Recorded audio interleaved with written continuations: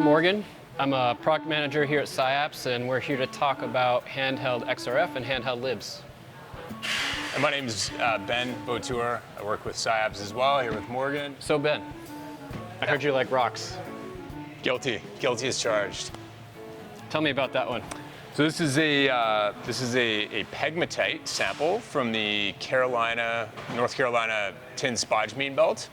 So this is it's an igneous rock. It's generally chemically a granitic composition. So it's mostly quartz, feldspar. It's got some pyroxene. It's actually got quite a bit of spodumene, and then some kind of associated minerals as well. So I think one of the things that Morgan's going to show here with the LIBS is how to identify which mineral it is. I'm not a geologist, but I can tell you this is a rock, and I could use your help understanding. What should I point at here?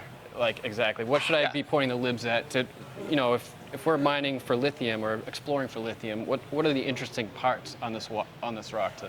So we think this white mineral here might be spodumene. Yeah, so basically it's pretty simple. If we see lithium light up in element Pro, along with silicon, aluminum, a couple other elements, lithium is a key identifier. So if we see lithium, it's spodumene. It's not going to be albite. So I think we're talking about this kind of area. There's a little circle there as well. You circled earlier. So we'll definitely test that. But I'm kind of curious. We have this other rock. I see a similar white spot here that looks a lot like the white spot you just pointed me at. Yeah. They both look white to me. I can kind of see, this one's a little milkier than that one. But could this be spodumene too? What do you think? Let's find out. So what's cool, I think, about the Z-903 and all of our LIBS here is that we've got this camera that's pretty high resolution. We can see exactly what the laser's going to hit, basically. So we can really get some kind of pinpoint accuracy on the sample and where we want to test. So here we can kind of see that's just the edge of the white mineral you were pointing out. I'm just going to pull the trigger. We'll do a quick test.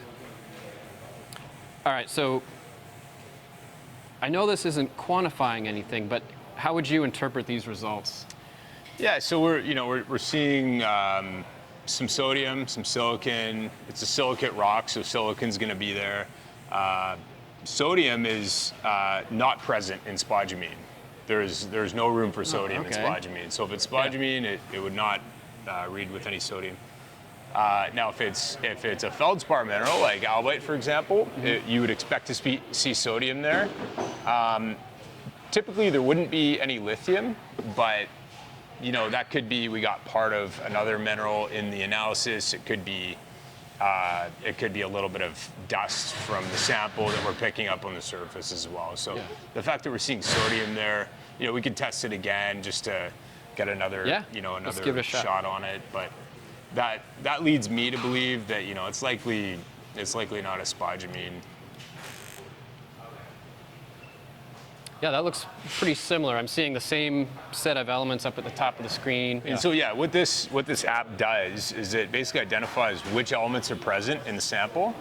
So it looks for spectral peaks and it says, okay, this is sodium, this is calcium, this is potassium, and then it tells you if it's high or low. Yeah. So that RA number, relative abundance.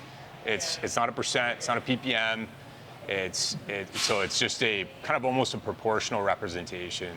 It's telling you, there's a lot of this element or there's a little bit. Now let's switch back to the bigger sample here. There's another spot kind of right here that looks, to my untrained eye, it looks pretty similar in color.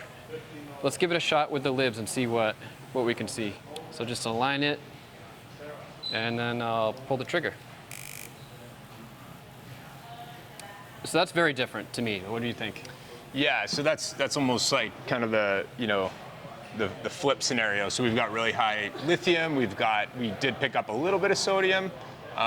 It's only seeing 50% of the sodium lines. So you have to sort of use your judgment on that a little bit and say, okay, we're seeing 100% of the lithium lines. It's really high. It's really high.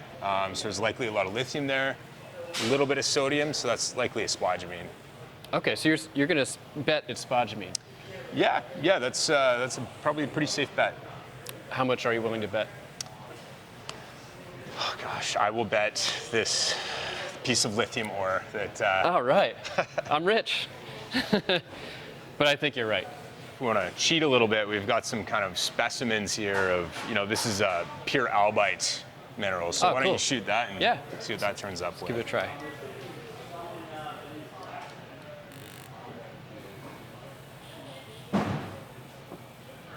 So there we go. We've got, sodium, aluminum, silicon, potassium.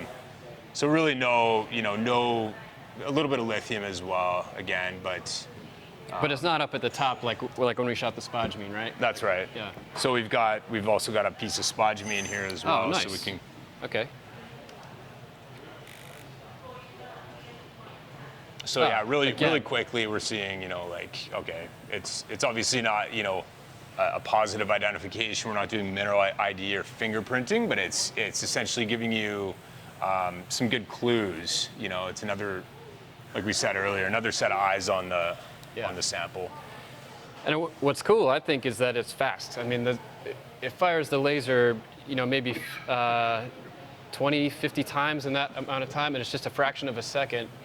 And then just like that, we've got a list of elements there, and including lithium, which you can't really do with anything else in this kind of extremely portable way, right? Yeah, exactly. So I think, although this won't identify the mineral positively, if you kind of know what you're looking at and you can piece it together with the elemental information you're getting out of the LIBS, it can be really valuable. Absolutely. Yeah. Great. Thanks, Ben. Thank you, Morty.